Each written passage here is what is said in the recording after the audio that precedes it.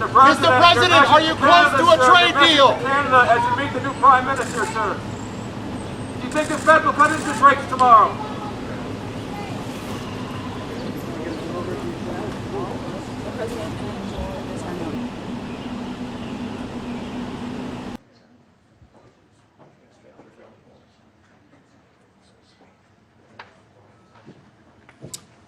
Thank you very much, everybody. It's a great honor to have Prime Minister Mark Carney with us. As you know, just a few days ago, he won a very big election in Canada. And I think I was probably the greatest thing that happened to him, but I can't take vote credit. His party was losing by a lot, and he ended up winning. So I really want to congratulate him. It was probably one of the greatest comebacks in the history of politics, maybe even greater than mine. You know. But I want to just congratulate you. That was a great election, actually.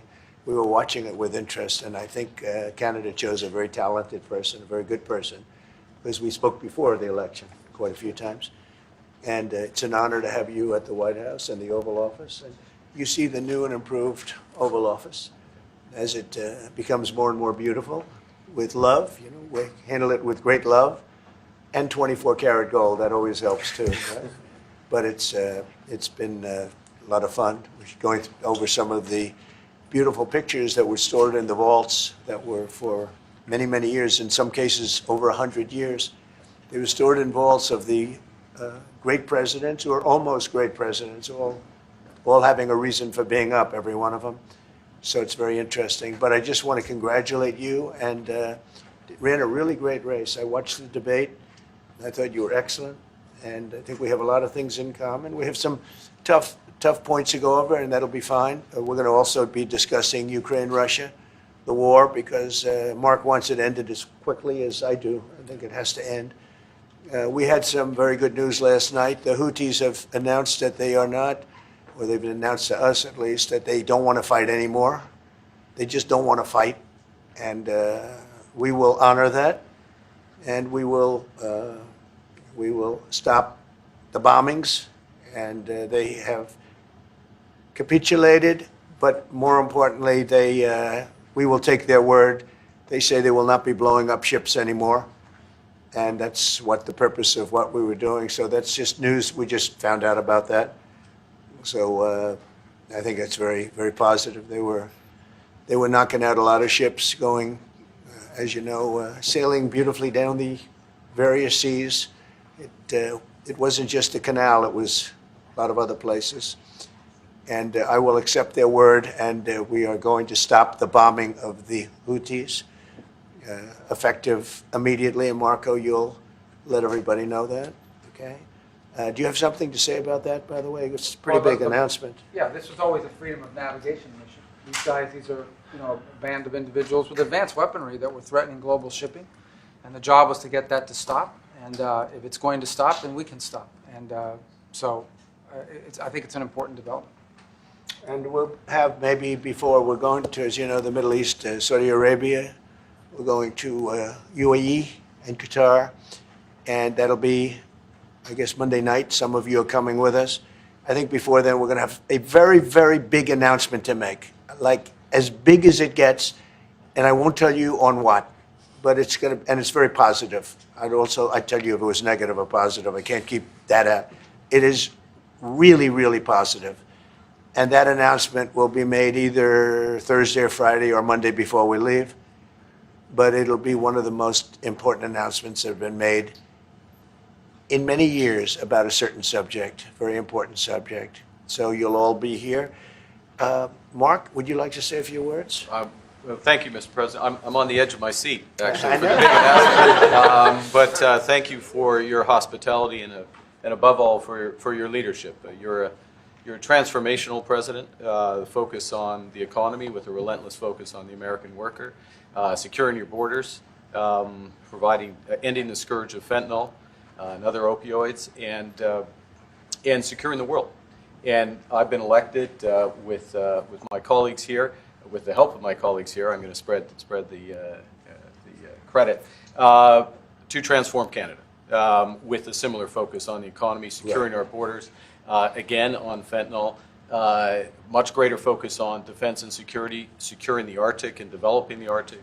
And the history of Canada and the U.S. is we're stronger when we work together, and there's many opportunities to work together. And I look forward to, addressing some of those issues that we have, but also finding those areas of mutual cooperation so we can move Great. forward. That's great. Very nice. Thank you very much. It's a very nice statement. Mr. President, Anybody? is USMCA dead? No, it was actually very effective, and it's still very effective, but people have to follow it. So, that's been a problem. People haven't followed it. But it was a transitional step a little bit, and as you know, it terminates fairly shortly. It gets renegotiated very shortly. But I thought it was a very positive step from NAFTA. NAFTA was the worst trade deal in the history of our country, probably in the history of the world. And this was a transitional deal, and we'll see what happens. We're going to be starting to possibly renegotiate that if it's even necessary. I don't know that it's necessary anymore, but it served a very good purpose. And the biggest purpose it served is we got rid of NAFTA. NAFTA was a very unfair deal for the United States. Very, very terrible deal. It should have never been made. It was made many years ago, but it should have never been made. Mr. President, plus concerns for Canada and the United States. Would you like to see your first trade deal be with Canada, our neighbors in the world? I would love that. Look, I have a lot of respect for this man, and I watched him come up, in a sense, through the ranks when he wasn't given much of a chance, and he ran a really great campaign. He did a really great debate. I think that debate was very helpful. I was going to raise my hand. I don't know if that's good or bad. I shouldn't say that. That might hurt you. But no, he ran a really great election, I thought. And yeah, something could happen. Something could happen. Yeah, please. What's the top concession you want out of Canada? The top concession you want out of Canada? Concession? Yes, Friendship. but that's not a concession. No, we're going to be friends with Canada. Regardless of anything, we're going to be friends with Canada. Canada is a very special place to me. I know so many people that live in Canada. My parents had relatives that lived in Canada, my mother in particular. And no, I love Canada. I have a lot of respect for the Canadians. Wayne Gretzky, I mean, how good, the great one. You happen to have a very, very good hockey player right here on the Capitals, who I have a lot of respect. He is a big, tough cookie, too. He just broke the record. And he's a great guy, and we had the team here, and I got to know a lot of the players. But now Canada is a very special place. Yeah, please. Mr. President, and Mr. Prime Minister, I'd like to get your response to this too. Mr. President, you have said that Canada should become the 51st state. Yeah. No. Well, I still believe that, but it takes two to tango, right? But no, I do. I mean, I believe it would be a massive tax cut for the Canadian citizens. You get free military, you get tremendous medical cares and other things. There would be a lot of advantages, but it would be a massive tax cut. And it's also a beautiful, as a real estate developer, I'm a real estate developer at heart. When you get rid of that artificially drawn line, somebody drew that line many years ago with like a ruler, just a straight line right across the top of the country. When you look at that beautiful formation when it's together, I'm a very artistic person, but when I looked at that beauty, I said that's the way it was meant to be. But I do feel it's much better for Canada, but we're not going to be discussing that unless somebody wants to discuss it. I think that there are tremendous benefits to the Canadian citizens, tremendously lower taxes, free military, which honestly we give you essentially anyway because we're protecting Canada if you ever had a problem. But I think it would really be a wonderful marriage because it's two places that get along very well. They like each other a lot. Well, if I may, as you know from real estate, there are some places that are never for sale. That's true. We're sitting in one right now, Buckingham Palace that you visited as well. That's true. And having met with the owners of Canada over the course of the campaign last several months, it's not for sale, won't be for sale ever. But the opportunity is in the partnership and what we can build together. And we have done that in the past. And part of that, as the President just said, is with respect to our own security. And my government is committed for a step change in our investment in Canadian security and our partnership, and I'll say this as well, that the President has revitalized international security, revitalized NATO, and us playing our full weight in NATO, and that will be part of it. That's true. And they have, I must say, Canada is stepping up the military participation because Mark knew, they were low, and now they're stepping it up, and that's a very important thing. But never say never. Never say never.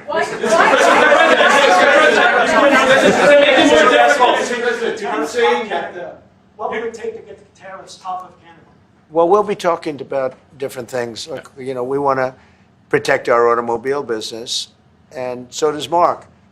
But we want to make the automobiles, and we want to, we have a tremendous abundance of energy, more than any country. We have, just in Alaska alone, Anwar has been reopened now. Anwar is probably the largest find anywhere in the world. They say it's larger than Saudi Arabia. I don't know, but it's a lot.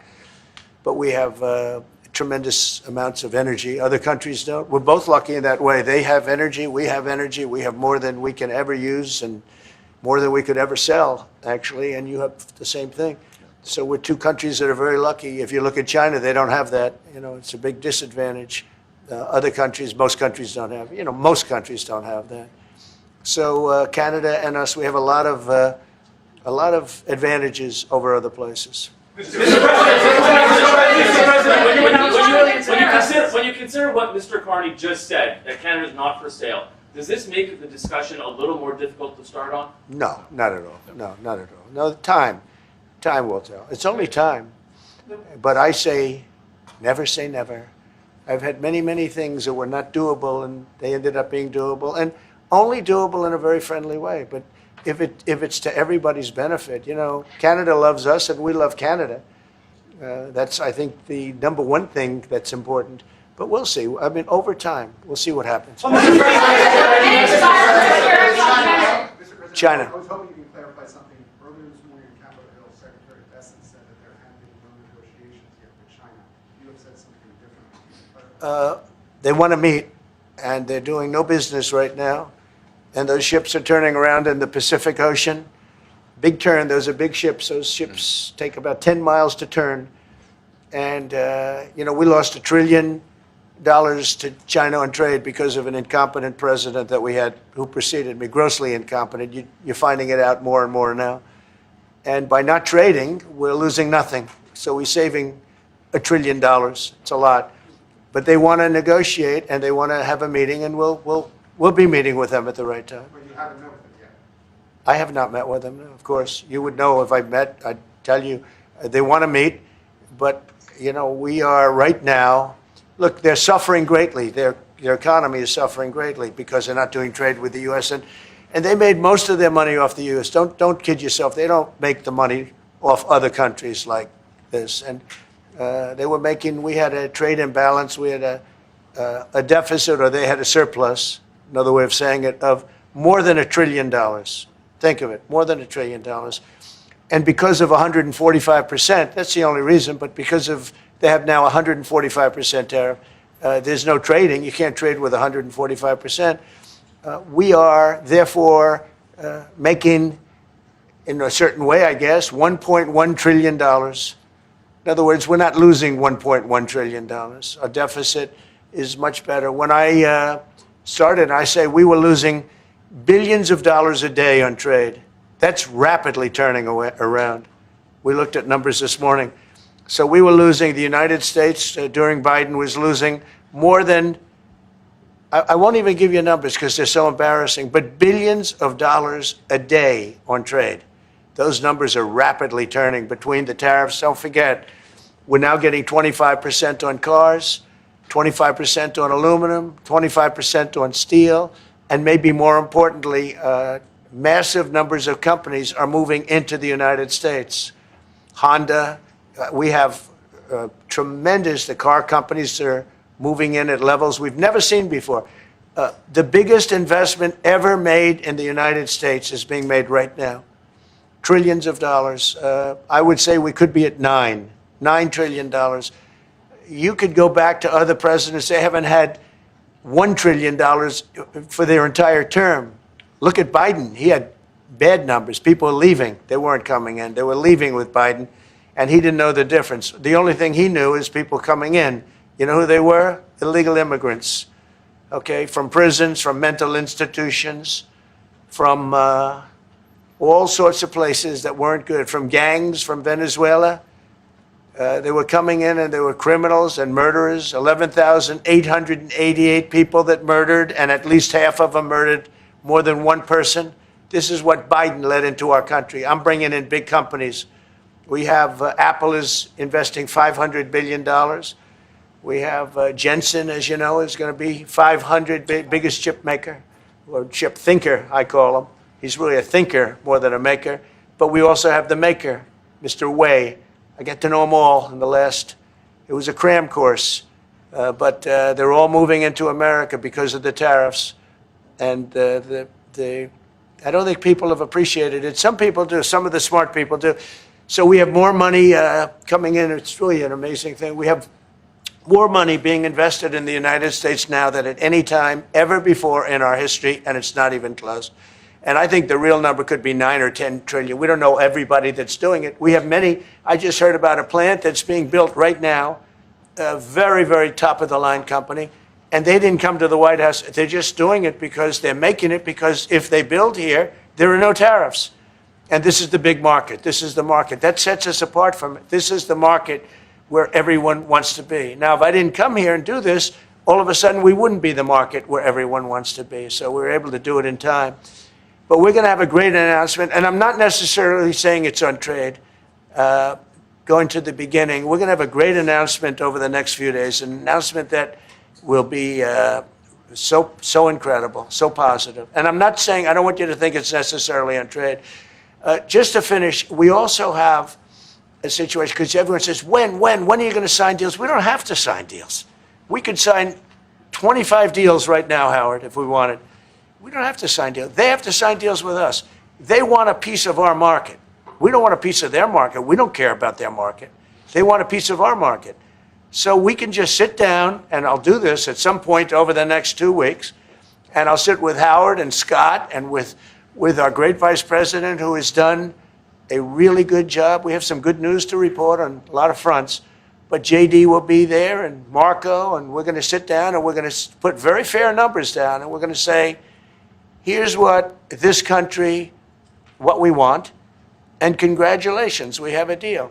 And they'll either say, great, and they'll start shopping, or they'll say, not good, we're not going to do it. I said, that's okay, you don't have to shop. Now, we may think, well, they have a right, that maybe we were a little bit wrong, so we'll adjust it. And then you people will say, oh, it's so chaotic. No, we're flexible. But we'll sit down, and we'll, at some point, in some cases, we'll sign some deals. It's much less important than what I'm talking about. For the most part, we're just going to put down a number and say, this is what you're going to pay to shop. And it's going to be a very fair number. It'll be a low number. We're not looking to hurt countries. We want to help countries. We want to be friendly with countries. But you keep writing about deals. When are we going to sign? When? It's very simple. We're going to say, in some cases, we want you to open up your country. In some cases, we want you to drop your tariffs. I mean, India, as an example, has one of the highest tariffs in the world. We're not going to put up with that. And they've agreed already to drop it. They'll drop it to nothing. They've already agreed. They would have never done that for anybody else but me. So we're going to put down some numbers, and we're going to say our country is open for business. And they're going to come in, and they're going to pay for the privilege of being able to shop in the United States of America. It's very simple. It's very simple. So I wish they'd keep, stop asking, how many deals are you signing this week? Because one day we'll come and we'll give you 100 deals. And they don't have to sign. All they have to do is say, oh, we'll start sending our ships right now to pick up whatever we want or to bring whatever we want. It's very, very simple. And I think my people haven't made it clear.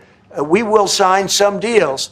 But much bigger than that is we're going to put down the price that people are going to have to pay to shop in the United States. Think of us as a super luxury store, a store that has the goods. You're going to come and you're going to pay a price, and we're going to give you a very good price. We're going to make very good deals. And in some cases, we'll adjust. But that's where it is. And we've been ripped off by everybody for 50 years, and we're just not going to do that anymore. We can't do that. And we can't let any country do that to us. We're just not going to do it anymore. Can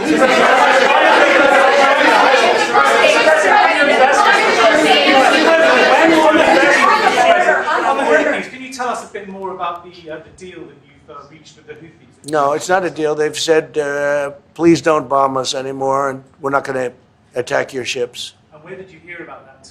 It doesn't matter where I hear it. The very good source, I could tell you. Very, very good source. Would you say, Marco? I would say pretty good, right, JD? A very good source. No, they don't want to be. They don't want to be. They don't want to be bombed anymore. You know, I sort of thought that would happen. No, no, behind you, please. Clarifying something you said on USMCA. Is the U.S. prepared to walk away from that pact? From what pact? USMCA. No. It's fine. It's there. It's good. We use it for certain things. It's there. We have the USMCA is a good deal for everybody. I won't say this about Mark, but I didn't like his predecessor. I didn't like a person that worked for. She was terrible, actually. She was a terrible person, and she really hurt that deal very badly because she tried to take advantage of the deal and she didn't get away with it. You know who I'm talking about. But so you know, we had a bad relationship having to do with the fact that we disagreed with the way they viewed the deal, and we ended it. You know, we ended that relationship pretty much. The USMCA is great for all countries. It's good for all countries. We do have a negotiation coming up over the next year or so to adjust it or terminate it. Mr. President, I'll say a word on USMCA, if I may, Mr. President. It is a basis for a broader negotiation. Some things about it are going to have to change. And part of the way you've conducted these tariffs has taken advantage of existing aspects of USMCA. So it's going to have to change. There's other elements that are come, and that's part of what we're going to discuss. Right. During the campaign, Prime Minister Carney talked about the American betrayal. How do you react if Canada decided not to shop in the American store as much as before and decided to partner with other countries? Well, we don't do much business with Canada from our standpoint. They do a lot of business with us. We're at like 4%, and usually those things don't last very long. You know, we have great things, great product. The kind of product we sell, nobody else can sell, including military. Look, we make the best military equipment in the world, and Canada buys our military equipment, which we appreciate. But we make the best military equipment in the world by far. The missiles, the submarines, everything. Everything we have is really top notch. I rebuilt our military during our last term. Stupidly, we gave some away to Afghanistan, which shouldn't have happened. But that was, I think it was the most embarrassing moment in the history of our country. It was just very incompetent people. But if you look, the man that's now the head of our Joint Chiefs, he led the attack on ISIS for me. That's why he's the head of the Joint Chiefs. And Raisin Kane, he was unbelievable. And as you know, we defeated ISIS in 3 weeks. It was supposed to take 5 years. We did it in 3 weeks. And he ran the campaign. I said, I like him. But I knew him before. I went to Iraq, and we agreed to a plan, and that was the plan. And as you know, we did it in record time. So we have the best equipment in the world. We have the best, a lot of things. And but Canada, it does a lot more business with us than we do with Canada. Yeah. Mr. President, as you record your investments, Mr. President, when do you think the investments that you've announced, the trillions, will finally hit economic data this year?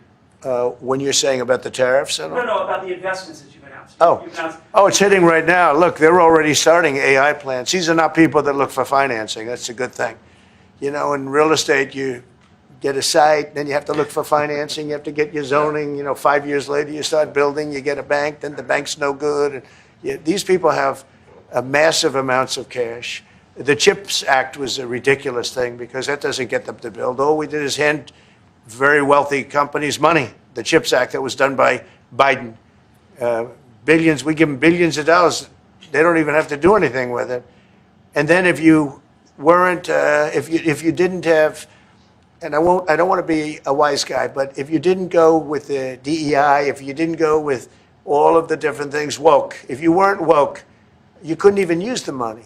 You had to have a certain percentage of this and that and that and that. It's impossible to have. The companies actually complained to me. They said they gave me all this money, but nobody can get these people to do anything. I mean, look, President Obama, and if he wanted help, I'd give him help because I'm a really good builder and I build on time, on budget. He's building his library in Chicago. It's a disaster. And he said something to the effect, I only want DEI, I only want woke. He wants woke people to build it. Well, he got woke people, and they have massive cost overruns. The job is stopped. I don't know. It's a disaster. And I don't like that happening because I think it's bad for the presidency that a thing like that should happen. He's got a library that's a disaster. And he wanted to be very politically correct, and he didn't use good, hard, tough, mean construction workers that I love, Marco. I love those construction workers. But he didn't want construction workers. He wanted people that never did it before. And he's got a disaster in his hands, like millions of dollars, many millions of dollars over budget. And I would love to help him with it, or somebody else. I could recommend professionals, but it was not built in a professional manner. By the way, nor was in California a little train going from San Francisco to Los Angeles that's being run by Gavin Newsom, the governor of California. Did you ever hear of Gavin Newsom? That train is the worst cost overrun I've ever seen. It's like totally out of control. So then they said, all right, we won't go into San Francisco. We'll stop 25 miles short. And we won't go into Los Angeles. We'll stop 25 miles short. It's hundreds of billions of dollars for this stupid project that should have never been built. And then they realized that it would have been a lot less costly if we just gave limousine service back and forth and gave it free. They would have saved hundreds of billions of dollars. They have airplanes that go there for one 1/100th the cost. And they have cars. They have a thing called the highway that goes back and forth that's not fully utilized. And they got involved with this project. And Gavin, I always liked Gavin. I had a good relationship with him. I just got him a lot of water. I sent in people to open up that water because he refused to do it. And we just got him a lot of water. If they would have had that water, and if they would have done what I said to do, they wouldn't have had the fires in Los Angeles. Those fires would have been put out very quickly. But if you think about it, and you got to take a look at this, it's the worst cost overrun I've ever seen. I've watched a lot of stupid people build a lot of stupid things, but that's the worst cost overrun I've ever seen, what's happening between San Francisco and Los Angeles. And you ought to ask about that because this government is not going to pay. I told our very great new Secretary of Transportation, he's doing a good job, Sean Duffy, I said, we're not going to pay for that thing. It's out of control. This is something that you don't have things like this. It's not even conceivable. Like 30 times over budget, 30 times. It's the craziest thing and now it's hundreds of, it was supposed to be a simple train. And I think the media should take a look at it. And I'd love him to run for president on the other side. I'd love to see that. But I don't think he's going to be running because that one project alone, well, that and the fires and a lot of other things, pretty much put him out of the race. Mr. President, what changes would you like to see to the USMCA? Or what changes would you like to see? We're going to work on some subtle changes, maybe. I don't even know if we're going to be dealing with the USMCA. We're dealing more with concepts right now. Look, right now, we're doing trade. We have trade. They're paying a tariff on cars and steel and aluminum. And I think we have a baseline of 10% or something like that for the tariffs. But we're getting along very well. Right now, going no further, but we have an agreement. We did something with even parts. You want to discuss that, Howard, with respect to Canada, which helps Canada out?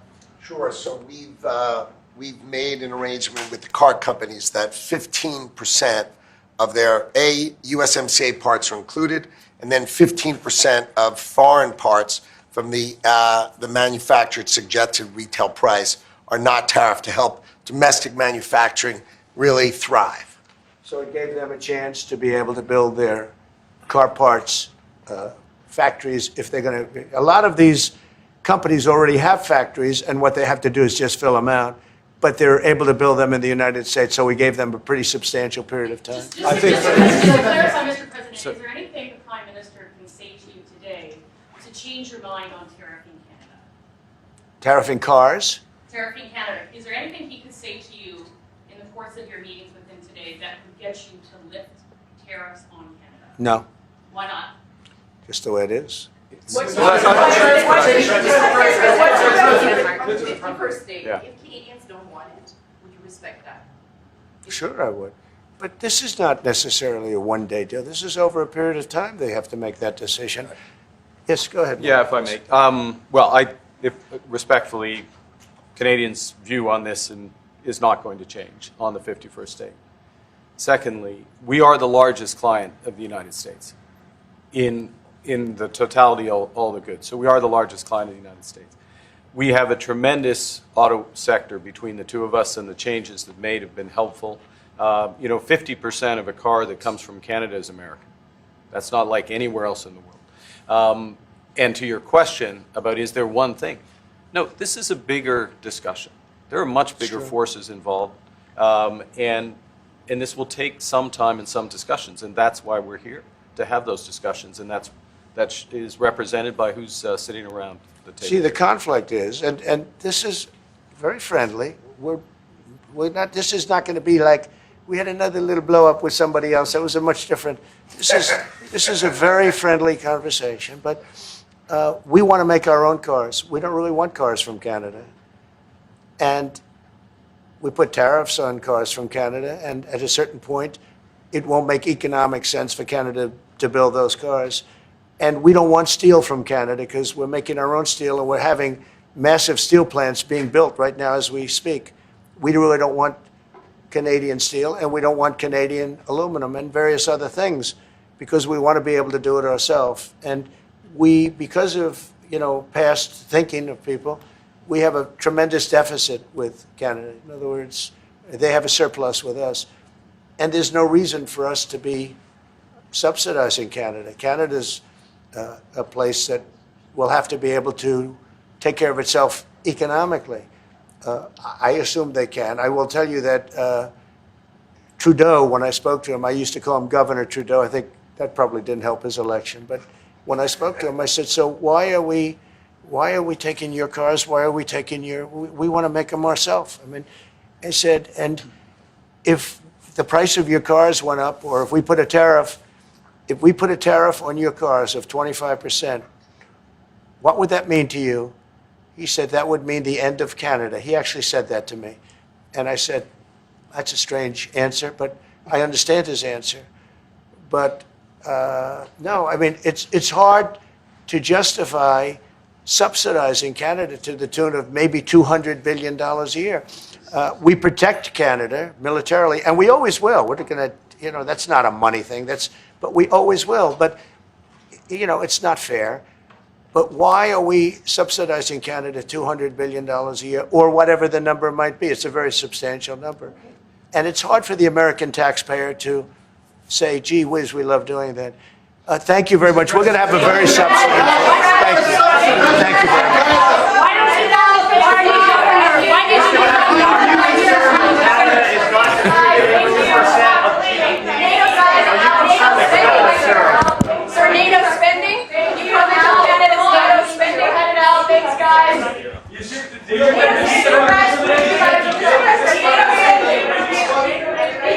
Why don't you go to the